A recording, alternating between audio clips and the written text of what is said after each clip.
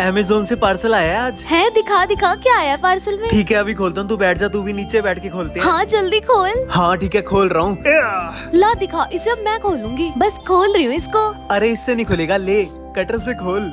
हाँ ये सही है, इससे सही खुल जाएगा। ओह क्या है ये, स्लेट्स जैसी लग रही है। ओए इसमें तो शूरेक आया, वो हमें खुद जोड़ना पड़ेगा। यार इसको कैसे जोड़ेंगे, बहुत टाइम लग जाएगा इसमें तो। इसमें मैनुअल है, ये पढ़ के करना पड़ेगा। हाँ चल फिर स्टार्ट करते हैं इसे बनाना। ये देख मैंने एक बॉक्स तो बना दिया लगभग। ओहो मुझे तो कुछ समझ ही नहीं आ रहा। अच्छा तो तू फिर एक काम कर, इनको ठोकना स्टार्ट कर अपने हैमर से। हाँ यही करती हूँ मैं फिर। ले मैंने 2 बना दिए बॉक्स। अरे वाह मेरे रूम का तो जुगाड़ हो गया। अब इतना ही बनाना है या फिर 5 वाला बनाना है? ओ 5 वाला बनाते हैं, 5 वाला बना तू, सारा बनाते हैं, ये ले चल। ठीक है बनाता हूँ 5 वाला। नेक्स्ट पार्ट के लिए चैनल को सब्सक्राइब करें।